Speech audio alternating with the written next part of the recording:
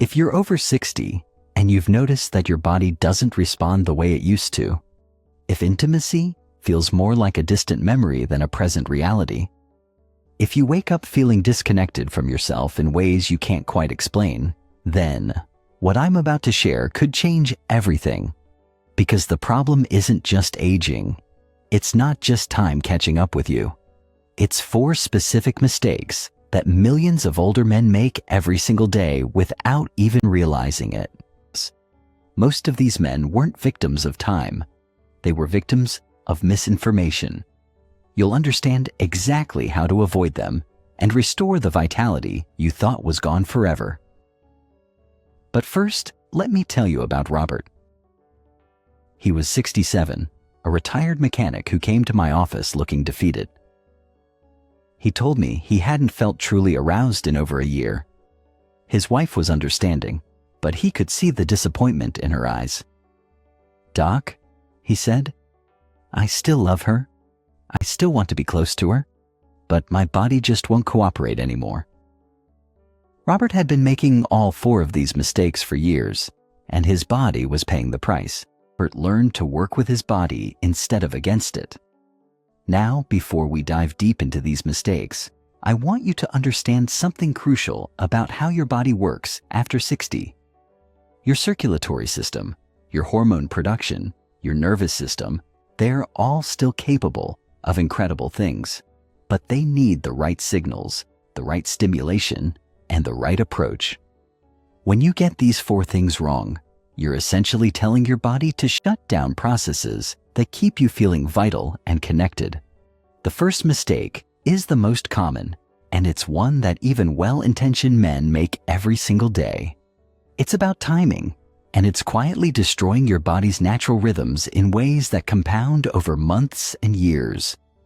Let me explain what I mean. They force it, or they give up entirely. But here's what's really happening. Your body still has arousal cycles. They're just different now. And when you fight against these cycles instead of working with them, you create a cascade of problems.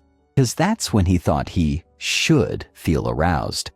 But morning wasn't when his body was naturally primed anymore. His testosterone peaked in the late afternoon, his stress levels were lower in the evening, and his privacy was better at night. By forcing himself into an unnatural schedule, he was creating resistance in his own system. And shifts, cortisol patterns change, and your nervous system responds differently to stimulation. When you ignore these natural cycles and try to force arousal at inappropriate times, you're essentially working against your own biology. This creates stress, reduces sensitivity, and over time can lead to complete loss of interest. Think of it like trying to start a car in freezing weather. You can turn the key as hard as you want, but if the engine isn't warmed up, if the conditions aren't right, you're just going to flood the system and make it harder to start next time. The same principle applies to your intimate health. Responsive. For many men over 60, this might be in the early evening, after dinner, when the day's stress has settled, but before fatigue sets in. But timing is just the beginning. The second mistake goes deeper, and it's about technique. This is where most men unknowingly damage their circulation and reduce their sensitivity over time.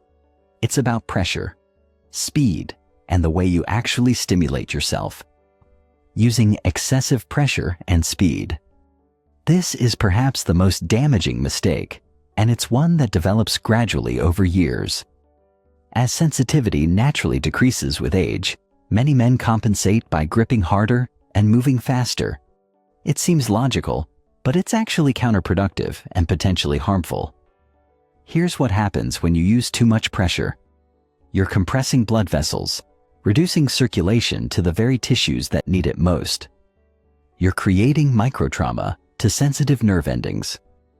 You're training your body to require increasingly intense stimulation to respond. Over time, this can lead to a condition I see far too often in my practice.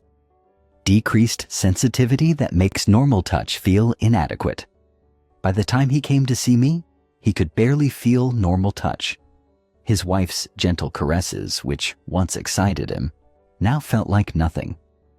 He had essentially desensitized himself through years of excessive pressure. His circulation had decreased, his nerve responses had dulled, and his confidence had shattered. The irony is that gentler stimulation actually increases blood flow and sensitivity over time. When you use light, varied pressure, you're encouraging healthy circulation. You're preserving nerve sensitivity. You're working with your body's natural response patterns instead of overwhelming them. Actually enhance your experience and preserve your sensitivity for years to come. But even if you get the timing and technique right, the third mistake can still undermine everything. This mistake is about frequency, and it's based on outdated beliefs about what's healthy for men over 60. This misconception is costing men their vitality and their relationships. There's a dangerous myth that as you age, you should naturally reduce or eliminate self-stimulation. Many men think that saving their energy or abstaining completely is somehow healthier or more appropriate for their age. This belief is not only wrong, it's actively harmful to your circulatory and intimate health.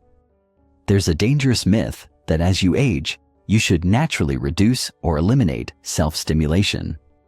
Many men think that saving their energy or abstaining completely is somehow healthier or more appropriate for their age. This belief is not only wrong, it's actively harmful to your circulatory and intimate health.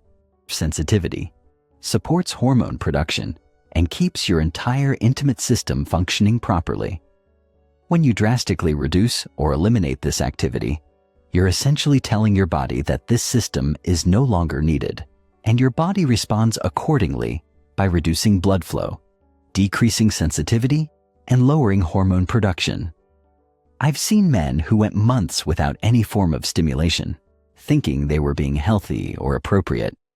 Instead, they experienced dramatic decreases in morning erections, reduced sensitivity, and difficulty achieving arousal even when they wanted to. Their bodies had essentially gone into hibernation mode. It's consistency and attention to your body's responses. But there's one more mistake that ties all of these together, and it's perhaps the most overlooked of all. This fourth mistake affects not just your physical response, but your mental and emotional connection to intimacy itself.